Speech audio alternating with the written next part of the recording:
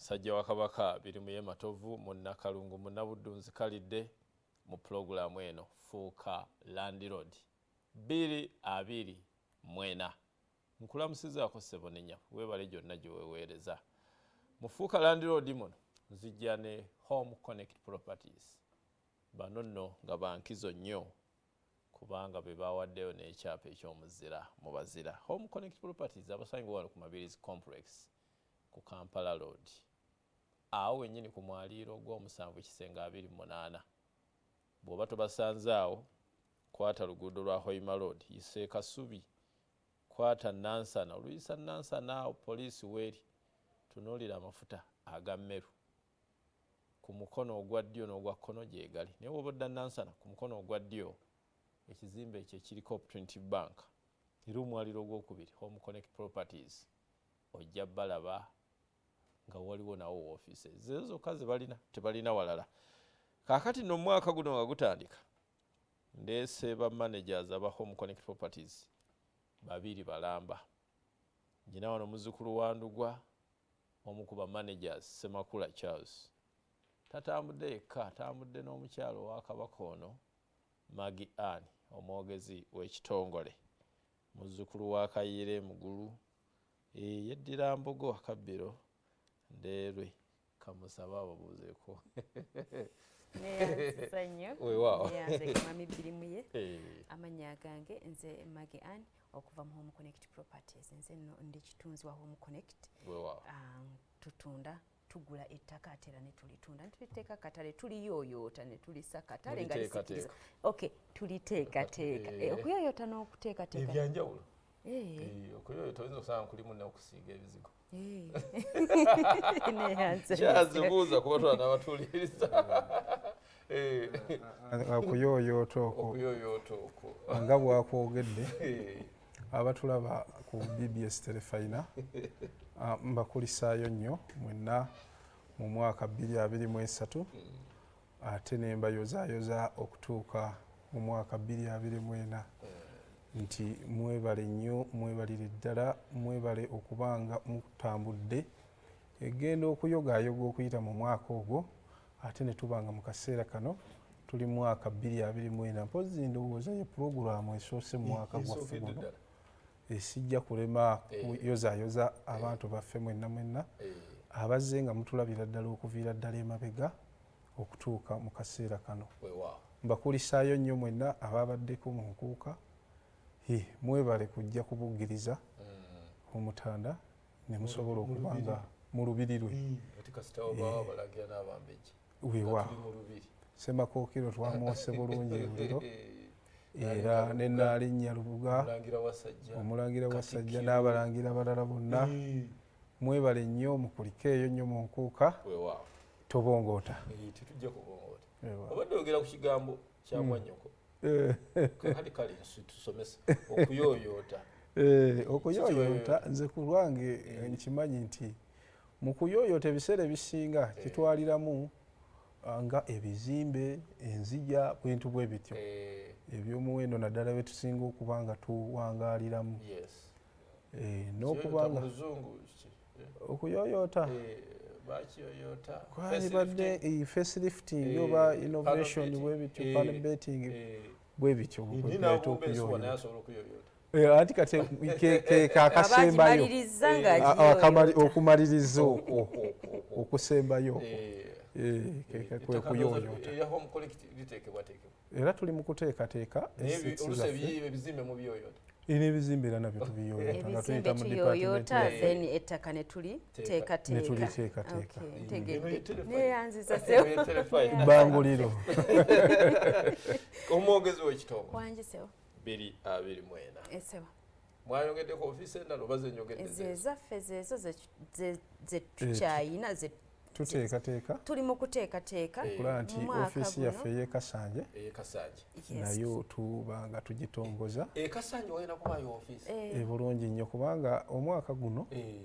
tuyina ekyenjawulo kye tuli mu kusaba okululira mmwe abalabi baffe era abatuwagizi baffe aba BBS Telefayina programu Fuuka Landlord nga tugenda basaba okulira estate yaffe eya Kasanje yenna egenda kubeera mega kuba nnene ddala ekigambo mega kitegeeza ki? Ekintu ekinene ddala Ekimalayo. kigazi kiyanjawulo kyawukana mega kyekintu ekinene oba oliawo ekikira ku birala so tubategeeza nti mu kaseera kano era omwaka guno omwezi guno gwa January gunaaba nga tugukube olukumutwe tujja kuba tubasaba okulira estate yaffe eyakasanje buwaya sazi era nga tubakoowola okweteekateeka obulungi mujje muwangaalireko mu kifo ekyenjawulo ekifo ekawewo nga kabafuuwako ennyonyi nga gwe ali eyo atagirinnyangako oba oliawo ng'ogirengerako mu bbanga ejjayo emipiira ekyennyanja okanyuga bukanyuzi ddobo bwoti n'ofuna ekipaapaala so mu mbeera eyo babulabi baffe benna tubakubiriza ti esiteeti yaffe eyakasanje sisabuwaya sazibuwaya tugiteekateeka era tugenda gisaba okulula maaso awo sigonjo zojogerera eyo negulwako sente sinyingi leka nkubuulire ebiseera ebisinga bwe bagamba nti ku mazzi ekasanje Entebbe Road muba musuubira nti sente nyingi naye ag'amazima si sente nyingi era we tunatuukira ogisaba okululira ojja kwewuunya sente zaayo sente zigenda kuba ntono ezisoboka ntono zinyangu kwogera okusinziira mu kaseera kano ayinza obutakubuulira naye nga bwakugambye nti ntono kitegeeza omuntu wakubagulizaako naawe weeteeketeeke obe nga ojja ne weekwata akafu nogamba nti n'osalawo nogaa nti wano wange yeri olusiriŋŋanyi Kasanje oyo munaamutundako n'ekibanjampola bulungi nnyo kubanga tuzze tutambula n'omulamwa gwaffe ogw'ekibanjampola newankubadde nti kibanjampola ate kati asobola okukyukamu okusinziira mu miwendo bwe gizze oba giba giweereddwa esiteeti eyo tiwaliwo kibanjampola ng'oli wakusasula kakadde kati newabaawo ne kibanjampola nga poloti eya miliyoni 4 oba 5 nga kibanjampola oba ojja kusasula miliyoni 5 ku 10 so byawukana ebintu kwegerera buli omu kyasobola okuba nga asobola okutuukiriza weewaawo 2024 ku mulamwa gwennyini ogwa Ssaabasajja Kabaka obutabongoota abantu mubateekeddeteekedde kiki musuubiza abantu era nga Mwami Ssemakula bwakugambye nti ofiisi empya ekasanje egenda kuba eggulibwawo estates empya zikola ki zijja leero zetutagenda kwanja zetutagenda kwogera so 2024 basuubire ekisinga basuubire ebipya era nga njagala nnyo neesibe nnyo ngende nnyo ku Hoima Road oyo naye kyenkana ndowooza ali mu 2024 si ekyo naye kiringa ekipya Hoima Road oyo abalabi baffe era naye kyenkana ali mu 2024 olw'ensonga nti ebyapa byammwe mmwe abaali batandika okuba nga mugula ku estate eyo omwaka guno tugenda kuba nga tutandika okubibawa waliwo betwawaako mu 2023 mwezi ogw'11 kuba twasemba okubawa oga nti enkuba ebadde nnyingi enkuba ebadde empitirivu nnyo omwaka ogwo mujja kunjulira abalabi baffe nti ebiseera ebisinga weesanga nga mwannyinaze kye yayise okuyooyoota nga kikaluubiriza naawe omulabi waffe okuba nga bw'oba ozze ku esiteeti yaffe eyo ofuna ekifaananyi ekirungi era ekiyonjo era ekitakweralikiriza naye nga tubasuubiza nti January ono infact twagenda kutandika okumaliriza n'amakubo n'okumaliriza buli kimu mu nkola ey'okuteekateeka era esiteeti zaffe ezo zibeere ne plots ennungi obulungi nga osobola okujja n'omanya nti nva wano ntandikira wano nzira wano nkoma wano. Yes. Muzze musomesa oba kubuusa abantu oba kulabula oba kutangaaza ettaka nyinza okugaa nti lifuuse ettaka ate ne lifuuka akataka kwegamba emiwendo gy'ettaka n'abantu okwongera okumanya obukulu bw'ettaka ko kweyongedde mu maaso era waliwo yagaa nti kyali ttaka liri wala kituufu bwe kubanga gwe mulamwa gwennyini ku mukyatambulira omuntu ayagala okugula ettaka yonna gy'aluddigula ne bw'aba tazze mu home connect properties mbuuza mu mwenna biki 224 byalina okwongera okwegendereza nga tanasasula ttaka eryo mbuuza mwenna ekisookera ddala bw'oba ofunye ssente zo nga oyina endowooza oba ng'oteekateeka okugula ettaka siraba kiki kikupapya kubanga okolaki kubanga otuuka owaayo nti oba okuba mwami Birimu ye ayina ettaka mbwate ssente ziizo nkoleza eki nkuwadde empa ettaka sooka okole okunoonyereza ku ttaka eryo lyogenda okukola ki lyogenda okugula ssente zeezo mukwano ozikoledde ebbanga emyaka 2 omwaka guno oguwedde kyagaana ekyokugula akataka kyagaana then oyingidde 224 ng'omaze okuyingira bw'oti funa obugumiikiriza ku ssente zo sooka oziteeke mu nsawo onoonyereze ku ttaka lyogenda okukola ki lyogenda okuba ng'ogula akyokubiri bw'obanga otuuse ku ttaka eryo lyogenda okugula tobuuza ate nannyini ttaka nti mwami Ssemakula ettaka lino liri mu makubo matuufu tobuuza oyo yennyini buuza bano abantu abali ku ttaka bano ffe betulabanga abatamiivu bano betulabanga abaliroko bennyininyini bw'oba weekwatako yite ebbali nga mwami Ssemakula amaze okutwala ku ttaka eryo komawo enkeera buuza omuntu ono ettaka lino liri litya omuntu ono agenda kugamba amazima agenda kugamba munaye mulirambudde bangi naye simanyi kiki kikola ki kiki kigenda mu maaso kati waba amaze okugamba ekyo naawe funa okwesika mu mabega ogambe lwaki lirambuddwa abantu bangi oba mu home connect oba si home connect muntu sekinnoomu funa okunoonyereza kola okunoonyereza ku ttaka bw'olambula ettaka ne bagamba mukazi kadde g'osanze awo atema lumonde nga balambudde ettaka eryo buli alirambula tadda nga bwakkuba akakule kikyofunamu ekyamazima omuntu yenna osooka ne weewuunya ne weekanga ogayi buzibu ki obuli kuki ku ttaka lino ekyamazima okubabuusa ng'enjogera yaffe eya bulijjo ennaku zino ey'abavubuka ab'omulembe omutebi nti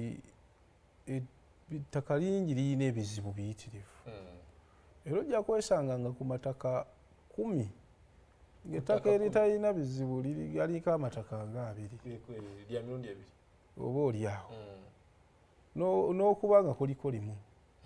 wa ebiseera ebisinga amataka gano gabeera ga famire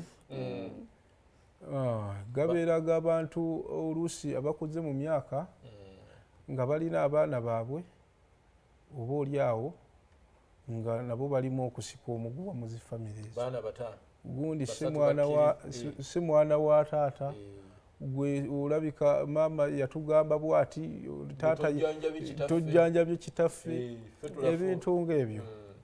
neweesanga nga bye bifumbekedde ku mataka era ettaka ku ttaka ekuba ettaka lyo liba limu wenna agamba amataka yinza si kituufu ettaka liba limu ttaka neweesanga nga ebizibu ebiryetooloddeko oba oliawo biviira ddala mabega mu bujjajja gundi yasikira gundi bwe yasikira gundi ate gundi ekyapa n'akimutwalako n'akibba oli n'akibulankanya kati ate tubadde mu kkooti twagala okusuuza gundi eyatwala ekyapa ono yayita bankyolo okubanga atunda teyayita mu mikono mituufu z'ensonga ezisinga ku ttaka mujja kunjulira nti ne offices ezisinga ezikola ku by'ettaka z'ensonga ezo zizikola ki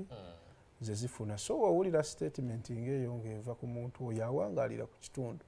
tokitwala nga kya muzannyo kirowoozeeko era okiwa obudde obe ng'okinoonyerezaako obutuufu bwakyo weewaawo ebyo byonna bibeerawo naye ettaka ate mu maaso eyo likola ki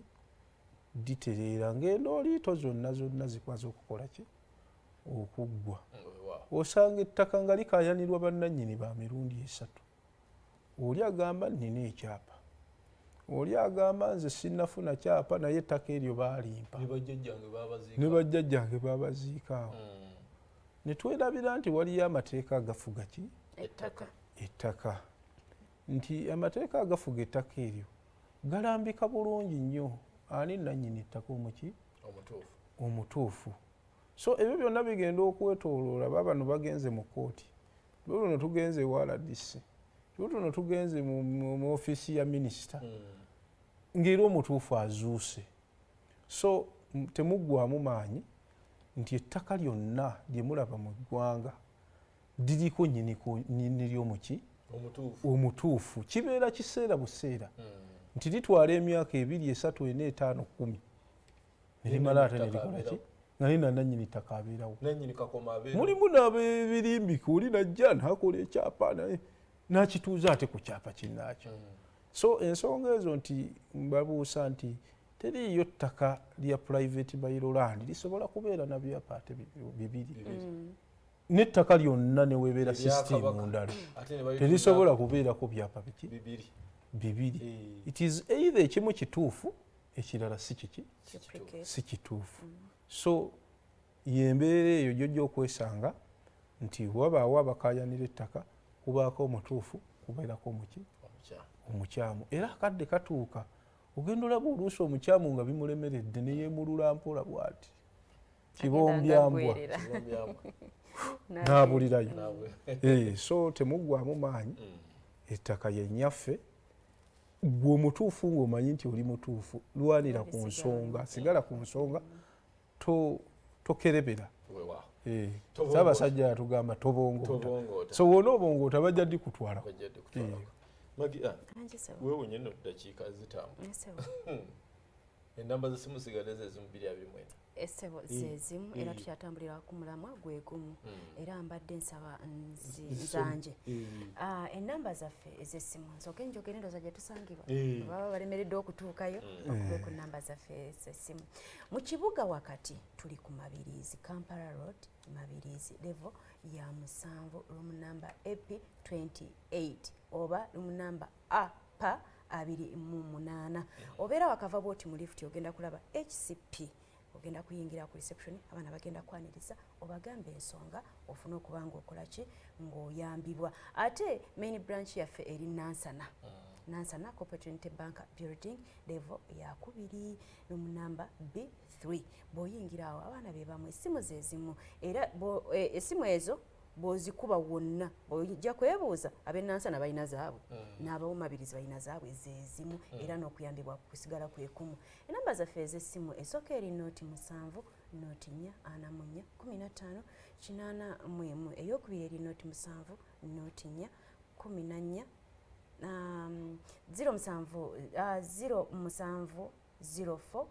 44 15 oba MTN eri noti 392177226 kuba essimu ezo baana bagenda kuba bakwata ofune kyoyagala. Abatulaba abalungi ku BBS Telefina mbeebaza okuba nga mutuwadde obudde bwammwe ne mutulaba ne musobola okuba nga mugoberera ensonga zino ze tubatuusaako kaakano buli Lwakutaano mu ssaawa zezimu ssaawa 2:30 tubeera wano mu ddiiro lya mwami birimu ye ku BBS Telefina okubasunsulira ensonga ezikwata ku by'ettaka. Mbaagaliza omwaka omulungi, mujje ku Home Connect Properties musobole okwongera okumanya ku by'ettaka ate mugule. Temukoma kumanya byokka byokka. Nakino kibajjukize tukalekaayo aka property management waliwo abadde ambuuza wano. Waliwo abadde akubuuzaawo amwe balina ebizimbe byammwe tujakatanya naye nga biri eyo musobola okujja era ne tubasobola okuba nga tubibakolerako kubibakuŋŋaanyiza. Aliko BBS Telefina kati mukkirize bano mbasiibule ate tugende puroguramu endala mbaagaliza ekiro ekirungi weekend ennungi musajja wa Kabaka abirumye matovu Katonda abakuume Ssaabasajja Kabaka awangaale.